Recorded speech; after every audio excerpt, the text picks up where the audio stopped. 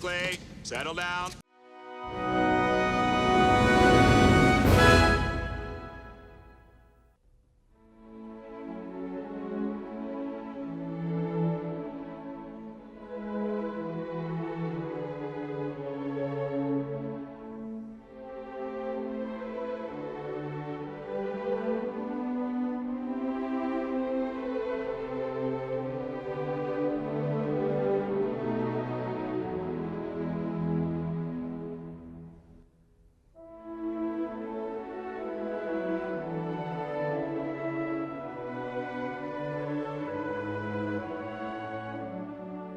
It seems ironic that after 1,000 generations of dreaming and planning, that the first man to fly under power would win that history-making distinction with the toss of a coin.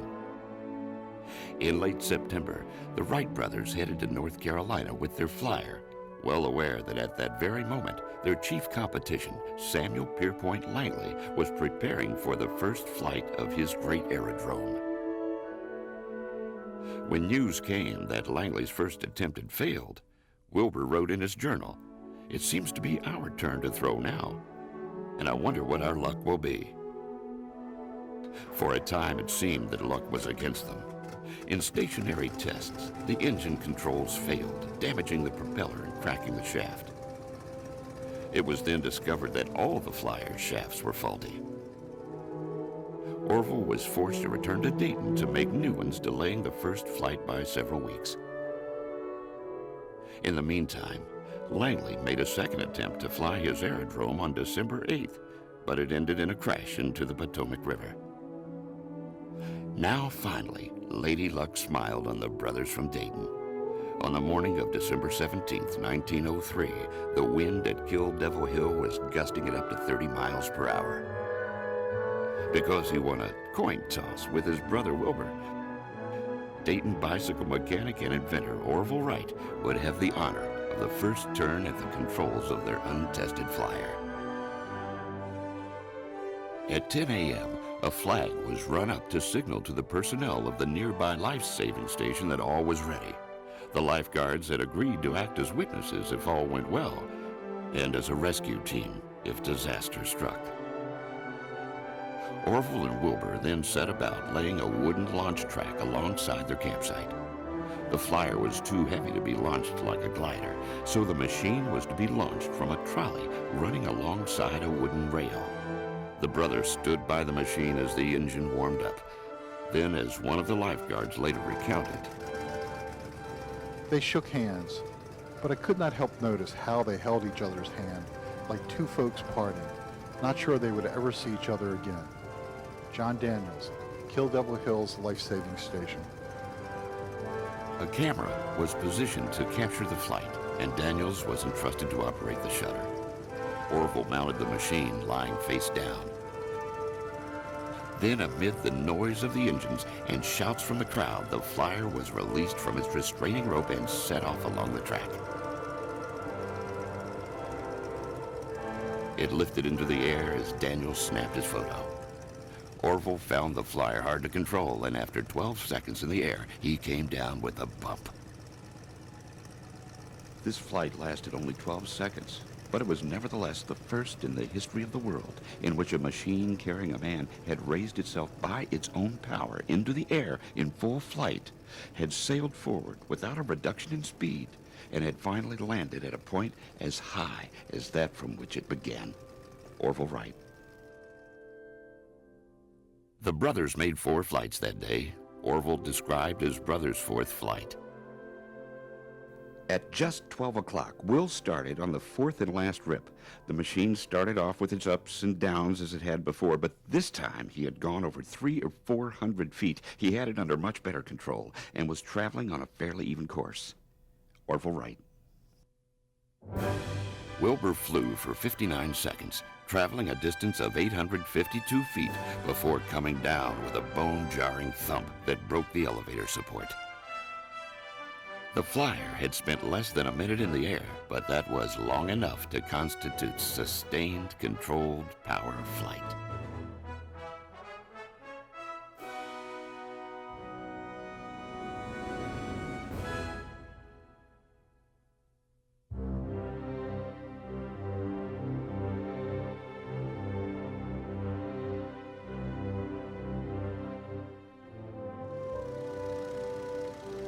5 years after those first flights, the Wrights had worked like men possessed to refine and sell their flyer. The much improved Flyer 3 made flights of up to 38 minutes duration, covering more than 20 miles at a time. If anyone wanted to question whether the Wright Brothers flight in 1903 deserved to be called the first, there could be no doubt whatsoever that by the end of 1905, they were the only people in the world with a practical flying machine. It was now that the Wright brothers made the decision to cease all future flying experiments. The Wrights decided to devote much of their efforts to the search for a lucrative business contract. The obvious potential customer for the new flying machine was the Army. The United States government did not, at first, seem to recognize the potential of the airplane. In 1905, the War Department refused 3 separate offers by the Wright brothers to share their scientific discoveries on air flights. Faced with rejection at home, the Wrights approached the British and French military.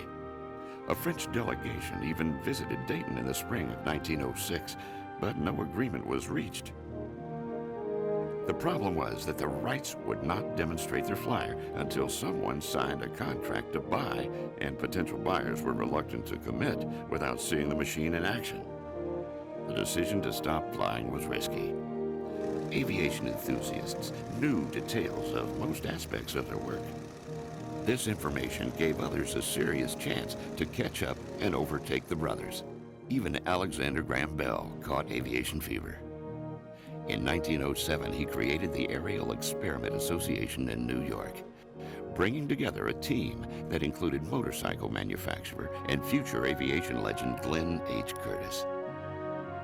During the winter of 1907-08, pushed into action by increasingly successful flights of other experimenters, the Wright brothers finally agreed to deals to market the machine. In the United States, the War Department, encouraged by President Theodore Roosevelt, requested bids for a heavier-than-air flying machine. Specifications issued by the U.S. Army Signal Corps required that any proposed flyer be able to carry 2 persons, fly a distance of 125 miles, and an average speed of 40 miles an hour. The Wrights signed an agreement to produce a demonstration aircraft that could meet those stiff requirements. While Orville stayed behind to prepare for the U.S. military trials, Wilbur set off for France, shipping an unassembled flyer ahead of him. It turned out the machine was damaged in customs, and Wilbur had to spend weeks making repairs. Over the following months, he flew repeatedly, attracting huge crowds wherever he went. He also extended his airtime with an extraordinary flight of 2 hours, 20 minutes at an altitude record of 360 feet, proving that flight had become practical and safe. Orville's experience at Fort Myer, Virginia was less reassuring. His flights were successful until September 17th, when his flyer crashed with a military observer, Lieutenant Thomas Selfridge.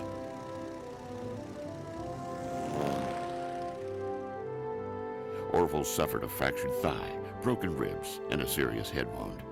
The unfortunate Selfridge was pulled from the twisted wreckage with a fractured skull. His death several hours later gave him the dubious honor of being the first person to be killed in a powered aircraft. In spite of the disaster, the Army had seen enough to place an order. Meanwhile, in France, Wilbur, acting as pilot, mechanic, ground crew, and salesman, was winning converts with his flights.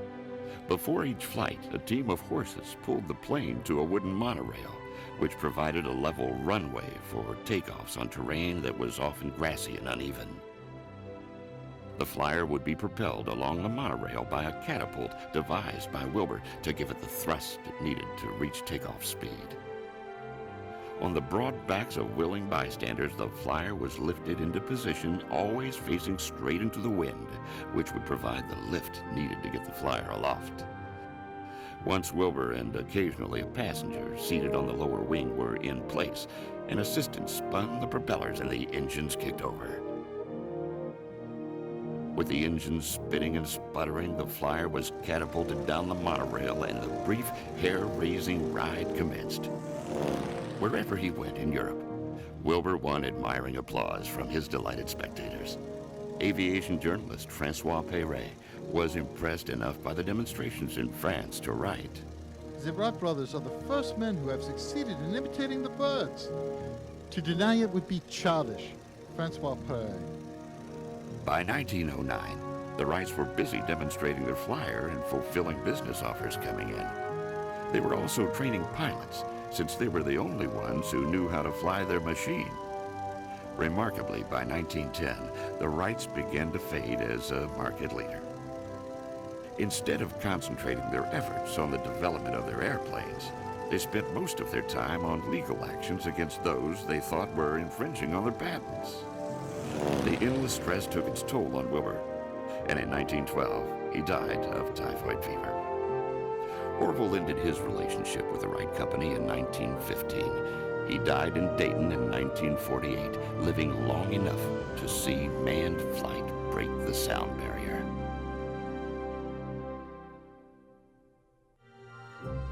If it had been slow to realize the potential of the Wright Flyer, the U.S. Army more than made up for lost time in assimilating the heavier-than-air craft into its war plans.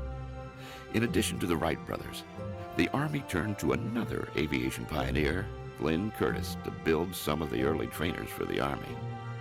Soon more inventors found ways to improve on the machine, such as using tractor instead of pusher motors, and the Army began to see the airplane as a promising weapon system.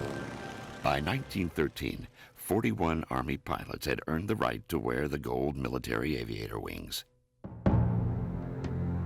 Among them was Lieutenant Henry Hap Arnold, who later, as commanding general of the Army Air Forces, led 2.5 million airmen to victory in World War II.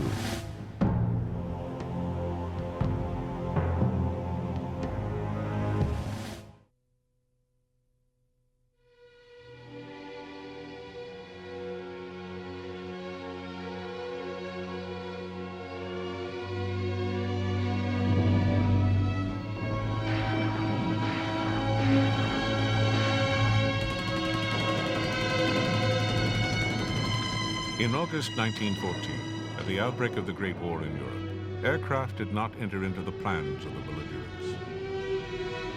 The frontline troops of all the nations, slaughtering one another on the far-flung battlefields, counted in the millions.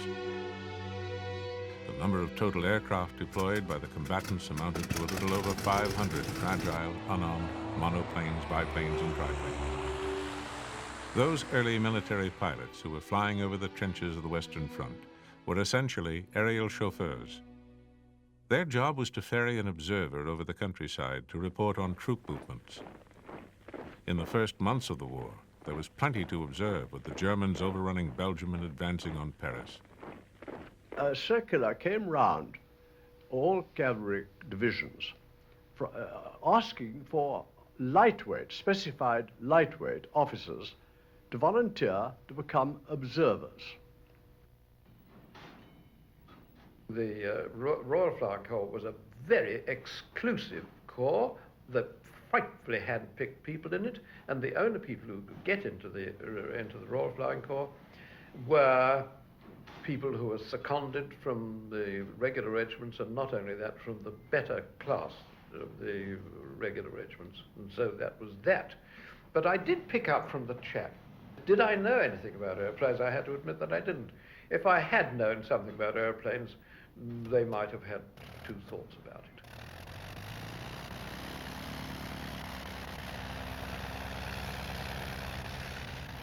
In those days, unless you were an officer, you weren't supposed to have sufficient brains to be capable of flying. It was sort of a closed shop, because it was only the officer class who could pay for his private tuition and civil life. It was simply a question of class. In the east, German aviators located the advancing Russian army, allowing field commanders to move troops where they were most needed, and giving the outnumbered Germans an epic victory at Tannenberg. In the west, French aircraft returned to their bases to report that the enemy's armies had made a fatal mistake and exposed their flank. This bit of intelligence allowed the French to turn the tide and doom Europe to 4 long years of trench warfare. In 1915, photography replaced sketches and handwritten notes as a technique for aerial reconnaissance. Aircraft with pilot observers equipped with unwieldy box cameras were sent out day after day over the front to take photographs of the endless trenches and gun emplacements.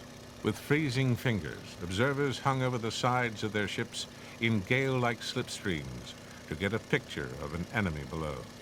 The job was unglamorous and dangerous. The cavalry tended to be jealous of a new arm that might detract from their reconnaissance potential. I was moving away from an arm which was obviously having minimal active service, and that under conditions of gross discomfort. The aircraft had to fly straight and steady, making it an inviting target from ground fire and eventually armed aircraft. I wonder how long my nerves will stand this daily ground fire.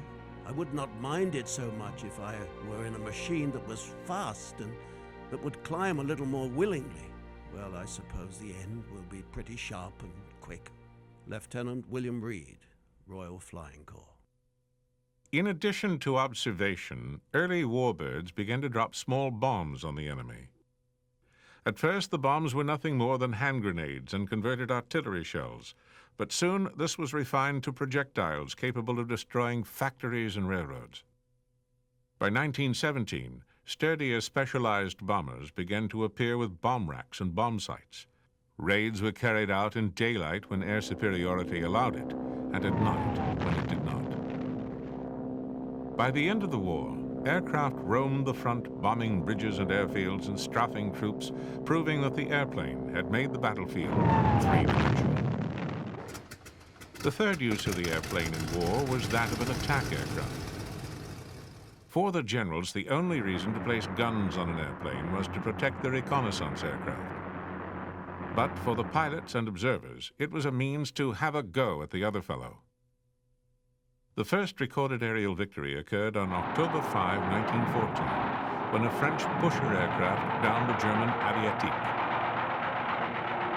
For the most part, firing pistols and flares had limited effect on a foe traveling at 90 miles an hour. Mounting machine guns on the aircraft would change all that. Dutch designer Anthony Fokker made aerial combat possible when he created a propeller interrupter that allowed a forward-mounted machine gun to be placed on a German Eindecker monoplane, thus creating the first true fighter plane.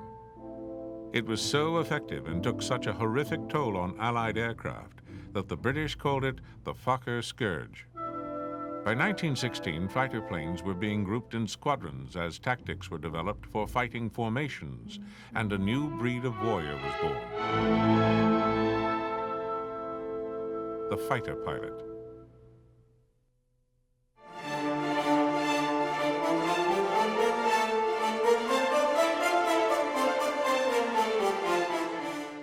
When Germany developed its first true fighter plane, it was logical that they would put the controls in the hands of the fatherland's best pilots.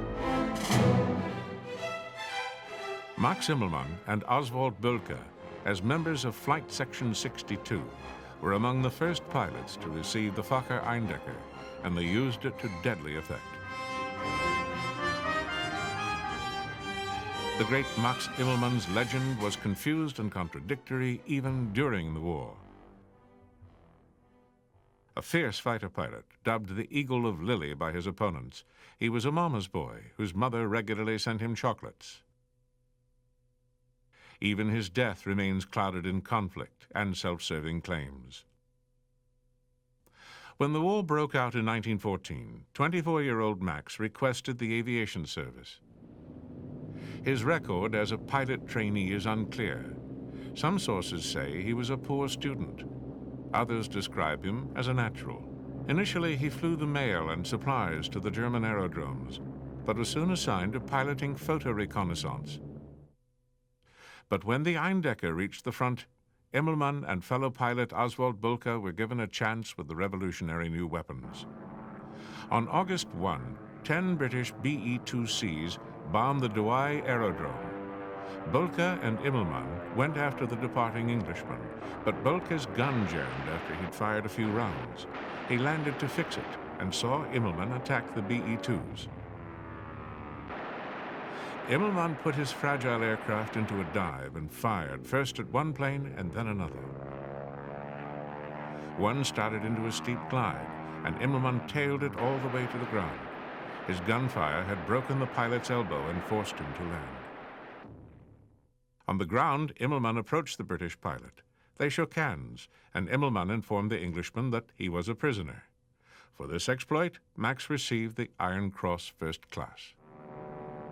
In the fall of 1915, Immelmann and Bölker continued to carry on a friendly rivalry, matching one another victory for victory. Neither was a fancy flyer. Immelmann wrote, "I do not employ tricks when I attack." On January 12, 1916, Immelmann and Bölker both scored their 8th victories, prompting their decoration with the Blue Max. On June 18, Immelmann engaged the FE-2Bs of RFC Squadron 25. According to British accounts, gunfire from an FE-2 piloted by Lieutenant G.R. McCubbin and gunned by Corporal J.H. Waller hit Immelmann's Fokker, and it spiraled into the ground. Perhaps the notion that a lowly two-seater FE-2 had brought down their leading ace, the Germans announced that he had been downed by anti-aircraft fire. This explanation also suited Tony Fokker, who filed a report noting that the fuselage had been shot in two by shrapnel fire. Other sources, including Max's brother Franz, blamed the interrupter gear and claimed that amongst the wreckage, his propeller had been found, shot away right in line with his own guns. Most authorities concur with this explanation, but like so many events of World War I's aerial combat, the death of Max Immelmann remains obscured by conflicting reports and uncertainty. Immelmann's squadron mate, Oswald Bölker, is considered to be the father of the dogfight. Bölker envisioned the grouping of hand-picked pilots in fighter squadrons, or Jagdstaffeln. Bölker was born in 1891, son of a schoolteacher in Halle, Germany. Both studious and athletic as a youth, Oswald excelled at mathematics and physics and also took up swimming, tennis, rowing, and gymnastics.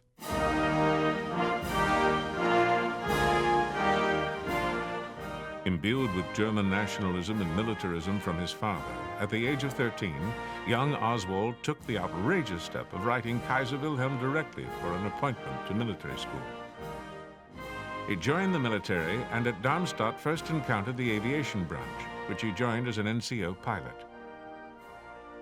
His older brother Wilhelm also joined the aviation service as an NCO observer. In those days, observers had more status than pilots, who were likened to mere chauffeurs. Both were decorated in the first year of the war.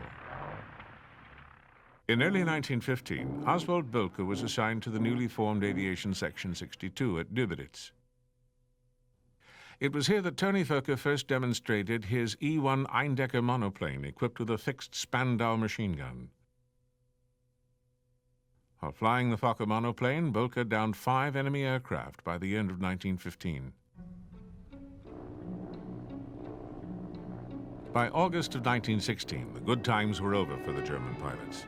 The Fokker scourge no longer dominated the skies over the Western Front.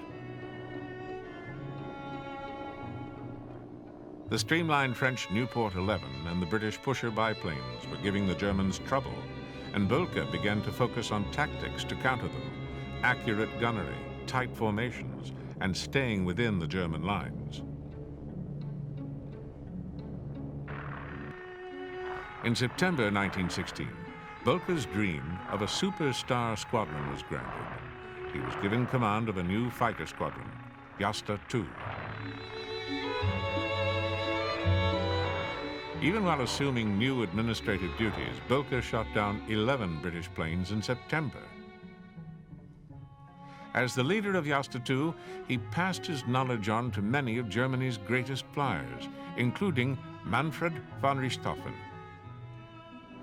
Boelke and his pilots used numbers and tactics rather than individual skill to overwhelm their foes. Jasta II only flew in large, well-organized formations, dubbed circuses. Any Allied plane that came within their section of the sky was doomed. Boelke cared little for his personal record. What he cared about was making sure his young pilots got the enemy in their gun sights and came home alive. Boelke set down his principles for combat known as Boelke's Dicta. He taught that pilots should attack from behind and out of the sun, fire only at close range, and when attacked from above, turn and face the enemy. In the fall of 1916, he shot down 21 Allied aircraft in 2 months, increasing his total to 40. But like Immelmann before him, his luck ran out on October 28, 1916. During a fierce dogfight, he collided with another German aircraft and spiraled to his death. In a gesture from another era, British flyers honored their downed enemy by dropping a wreath at his burial site, inscribed to the memory of Captain Boelke, our brave and chivalrous foe.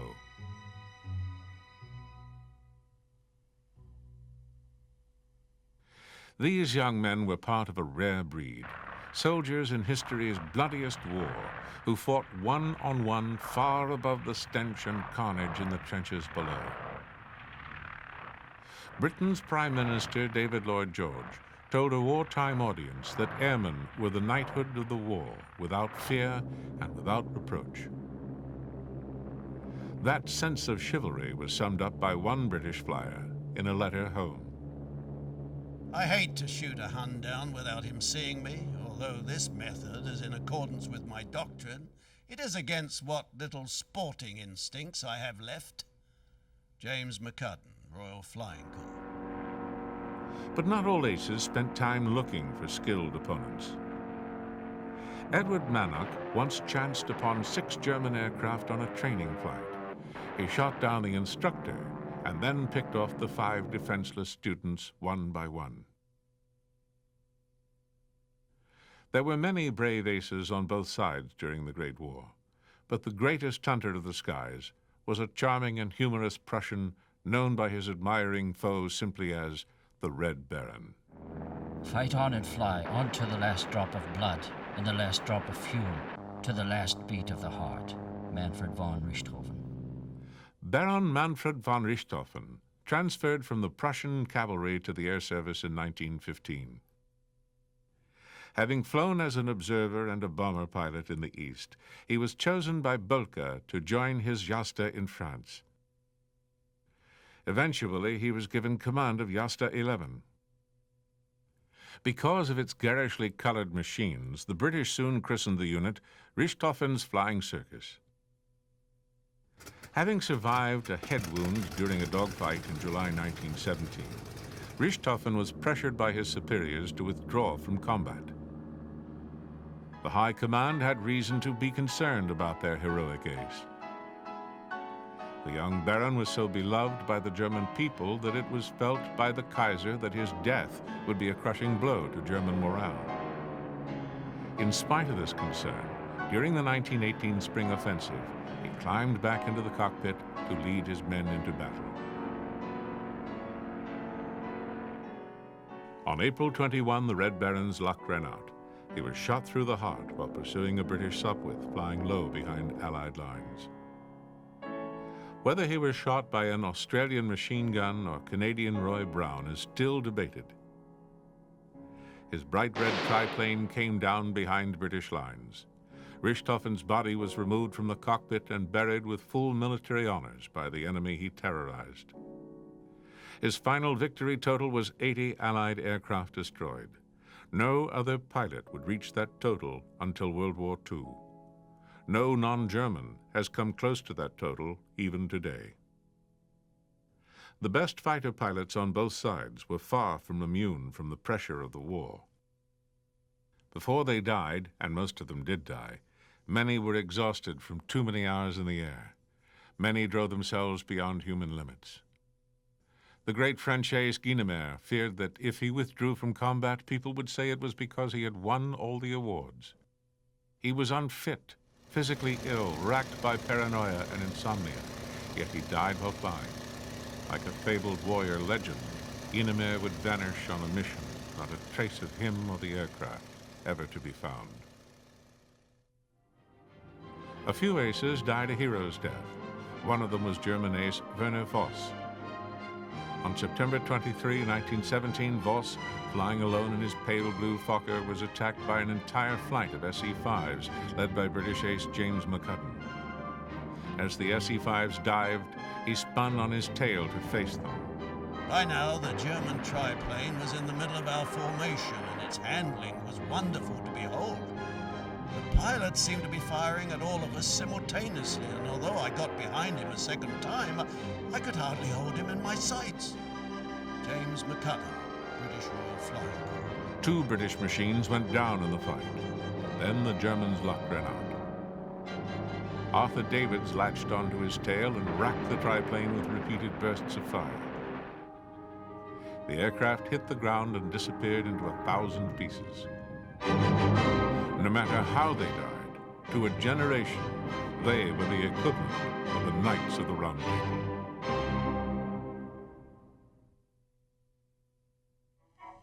Are you gonna keep them down on the farm of the St. In 1917, as America prepared to enter the Great War, U.S. air power ranked just 14th in the world. America's only trained combat aviators were those flying in France with the famous Lafayette Escadrille. The Lafayette Squadron was formed in April 1916 when American Norman Prince and a group of 7 others were allowed to form a squadron in hopes that it would encourage the United States to enter the war. The American volunteers were a devil-may-care group that included Ivy League football players, Southwestern cowboys, and even the son of a former president of the United States. Though they fought bravely, they could not compete with Germany, whose air force dominated the skies over Europe's battlefields. By June, they were thrown into the fighting over the battle at Verdun. Flying 5 patrols a day, all 7 of the original pilots were either killed or wounded by the end of the month. Almost a year after the United States entered the war, the Lafayette Squadron was integrated into the U.S. Army Air Service. Other American pilots serving with the French were also invited to transfer to American units, with the exception of Eugene Jacques Boulard, who was passed over because he was black. In the air as on the ground, the U.S. was hardly ready to fight a world war. Believe me, we were far from ready. I was a rookie cadet, I ought to know. They gave us wooden guns and told us we were going to turn the tide. For training equipment, we molded our own bombs out of plaster. Pretty soon we trained with the real things, and having met the ground training requirements, we were issued leather flying togs and helmets. It was a proud day. First, we made a pre-flight check of our bailing wire planes. Then we tried out our wings. 50 hours in the air, a few bombs, and we were ready for advanced training overseas. America was producing airmen, but it still didn't have a single fighting aircraft. Soon voices began to be raised in Washington advocating the development of U.S. Army air power. Newton Backer, Secretary of War, insisted supremacy of the air in modern warfare is essential. President Woodrow Wilson proposed $600 million to meet the needs of military aviation, and while Congress debated his request, the newly minted pilots were dispatched over there.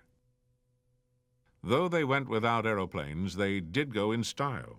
Camouflaged luxury liners like the Leviathan were used as troop ships. Most of us, half-trained but eager to fight, went to France. There we found cities of wooden barracks and muddy streets. In outdoor classes, we practiced gunnery.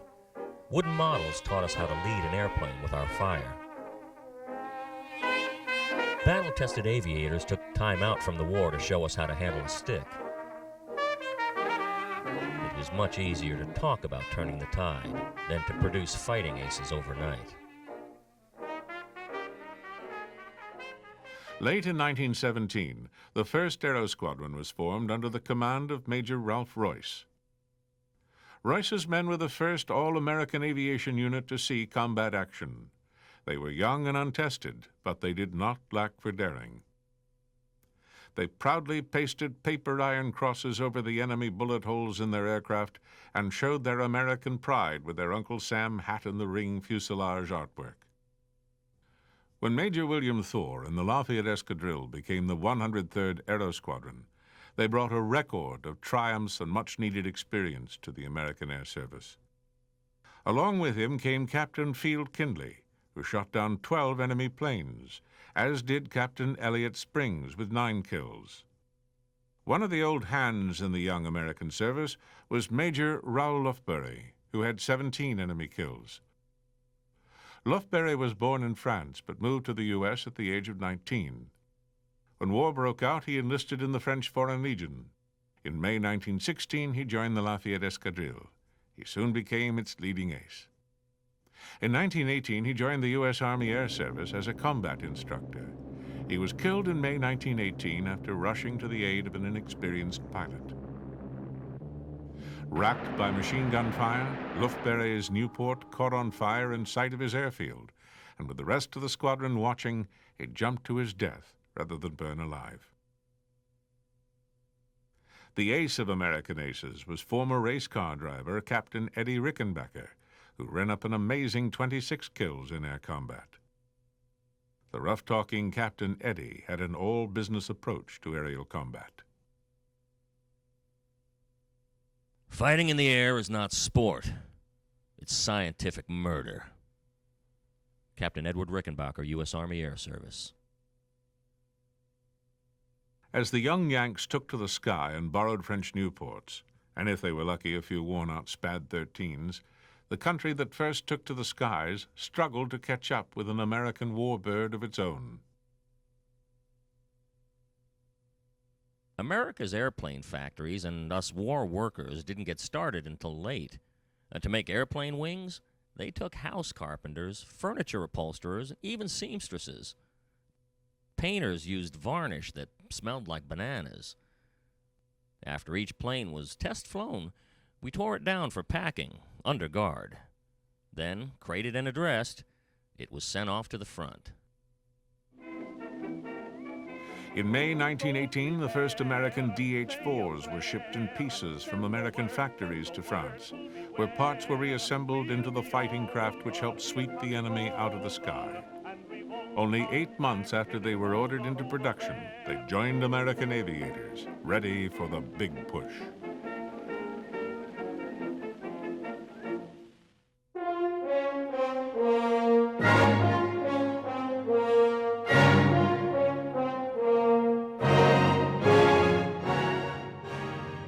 Even before the Great War, the airship was fixed in the minds of the public as a symbol of terror. As early as 1908, H.G. Wells had described an airship raid on New York that left that city in ruins and blazing conflagrations and heaped and scattered dead. It was a vision that did not go unnoticed by some military commanders. Captain Peter Strasser, head of the German Navy's airship fleet, believed that Britain could be overcome by means of airships. The Germans had no monopoly on the intent to bomb enemy cities and industrial centers. But they did have the lead in airship technology, and in 1914, airships were the only aircraft capable of carrying large bomb loads far enough to strike strategic targets. However, at this stage of the war, no nation's air service was capable of fulfilling Wells' vision of aerial destruction. Metal-framed Zeppelins and plywood-framed Schutt-Lances revealed serious drawbacks in combat, but they could not survive over the battlefield. Traveling at under 50 miles per hour, they present large, tempting targets for gunners on the ground, and nimble fighters in the air. 4 huge airships were shot down in the first month of the war. The one weapon the airship had in its favor was stealth. On a moonless night, despite the bulk, Zeppelins could evade detection and pursuit.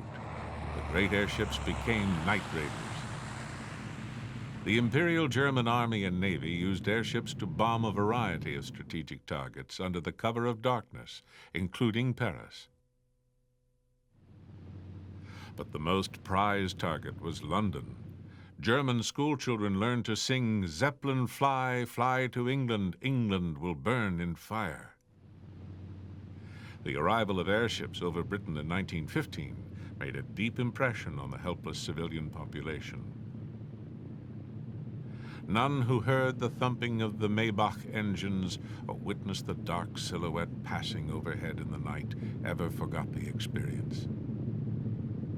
Yet airship commanders found mounting a sustained campaign risky. Flying from bases in the north of Germany or occupied Belgium to Britain and back in pitch darkness was a dangerous task. Once Britain deployed night fighters and ground batteries armed with incendiary ammunition, travel to London under the vast gas bags seemed like a very bad idea.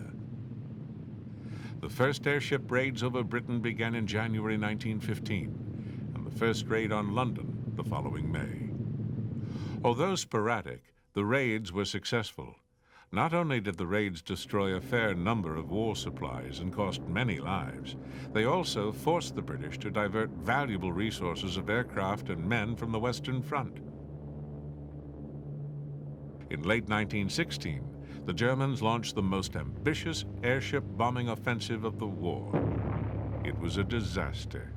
Waiting for the German airships was the Home Defense Wing flying BE-2C biplanes. When an airship raid was detected, they took off from airstrips lit by flares. Once in the air, they relied on the faintly visible line of the horizon to keep their sense of balance and hold the aircraft on a true heading. On patrol for 3 hours, the wing was about to give up when suddenly the SL-11 was bathed in the light of a dozen searchlights on the ground. Armed with explosive and incendiary ammunition, the Brits drove toward the airship and came up under its nose, raking it with fire from bow to stern. Lieutenant William Leaf Robinson was on his 3rd pass when he noticed the airship began to glow. The event was visible for miles. Londoners who'd been the dying ship's target began to cheer. The blaze was also witnessed by a very different sentiment by Captain Ernst Lehmann, commander of the SL-11 sister ship, now scurrying for home. I saw far behind us a bright ball of fire. Poor fellows. They were lost the moment the ship took fire. Zeppelin Captain Ernst Lehmann. The Germans lost 4 ships and crews, including their best pilot, Captain Heinrich Mathy, who leaped to his death from his burning Zeppelin rather than being roasted alive. Leif Robinson was awarded the Victoria Cross for his victory, only to be killed the following year on the Western Front. The German High Command responded to this setback with a new type of airship that was bigger but lighter than the previous ones. These high climbers flew at over 16,000 feet, out of reach of ground fire and most aircraft. But if the crews could safely climb out of the reach of the enemy, they could not escape the deadly grip of Mother Nature. For hours on end, they endured freezing cold. The thin air made them nauseated, and the rapid change of pressure gave them the bends. But they inflicted minor damage on the British homeland.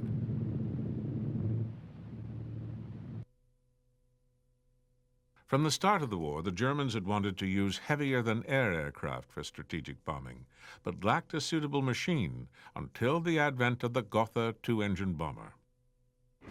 The Gothas began raids on Britain in the summer of 1917 with impressive effect.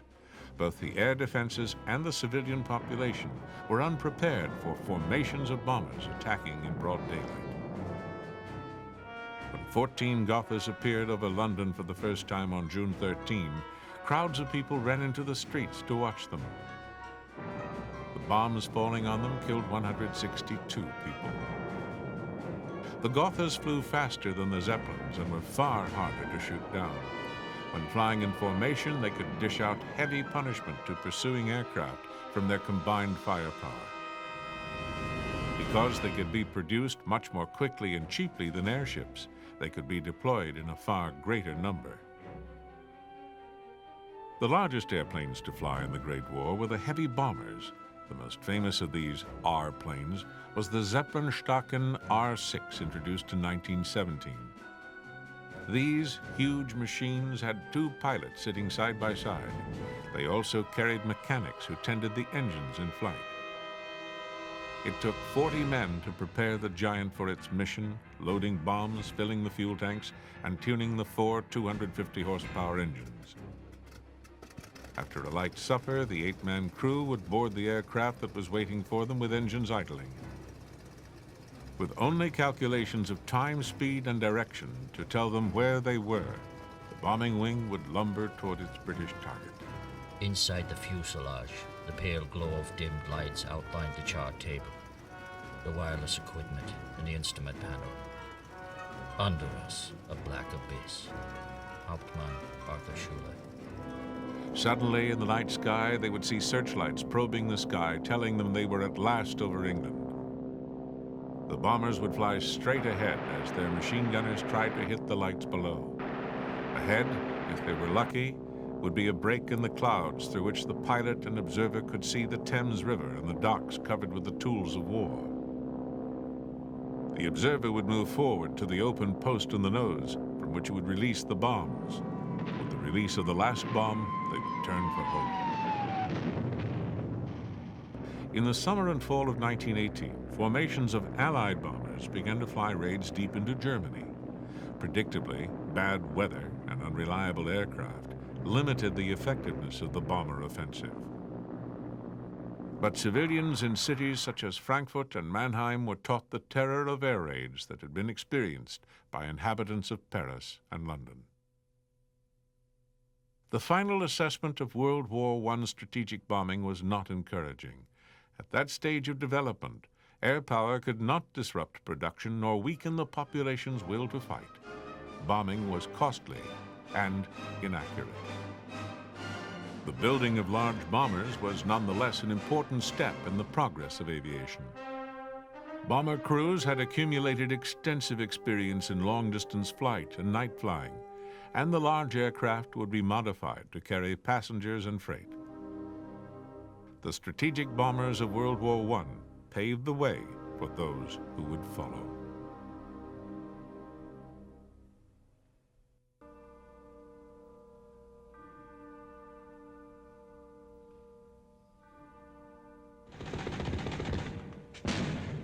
Germany launched its final offensive of the war on March 21, 1918. Using ground attack aircraft in support of the shock troops, the Germans were able to penetrate the Allied line in several places. Once again, the Kaiser's armies were driving on Paris. The air battles grew in fury to match the carnage on the ground. The Germans even sent their heavy Gotha bombers into the fight to attack key positions and supply dumps. With victory in sight, the German offensive ran out of gas, literally. By June, flying missions were cut back due to the lack of fuel. While the Allies were able to replace lost aircraft and men, the Imperial German Air Service was not. American flyers were now arriving in the thousands. In July, the Allies went on the offensive. The Germans were swamped in the air by this influx of manpower and industrial might. By the time of the Saint-Mihiel offensive in September, the Allies had complete control of the sky. When the order came to prepare for battle, truckloads of aerial bombs were delivered to the planes. There, armorers fused the bombs and loaded the rigs. Then the boys who had to take them up made sure the job was done right. From only 500 aircraft on all fronts in 1914, air power had grown to the point where United States General Billy Mitchell commanded a force of 1,500 British, French, and American aircraft over a small sector of the Western Front. It was the big push. When we lifted the flaps that September morning in 1918, everything was ready. For the dawn takeoffs, we put flares on our wingtips. Billy Mitchell had asked for every airplane that could fight, and we brought him out. All the Allied force on the continent gave its planes. General Mitchell called for 1,500, and we actually got 1,481 off the ground. Wooden props bit into the air, and the engines roared as we began to rev up. Our mission was to control the skies above the Saint-Mihiel sector. This was the First Army's field of battle. Some had orders to bomb and strafe enemy installations. Others to engage the Germans in the air. This was it. Each pilot had been carefully briefed for his part in the mission. U.S. aviators in 609 American planes, now a solid part of the Allied air power, rose to attack. They supported troops on the ground, struck airfields, and shot up observation balloons, burning them out of the sky. It was a slower, more personal kind of air war than we're used to now. Combatants could see each other's eyes, and when an aircraft headed down, its attacker could watch his foe struggle to escape. A pilot signaled that he had made another kill, and after a victory roll, he joined his buddies. The German airmen, short of supplies and exhausted from too many missions, never gave up. In fact, they inflicted heavier losses than they suffered, but in the end, valor was not enough. On November 11, 1918, the Great War ended. The war cost an estimated 9 million lives. Of those, some 15,000 were airmen. Flight had lost its innocence.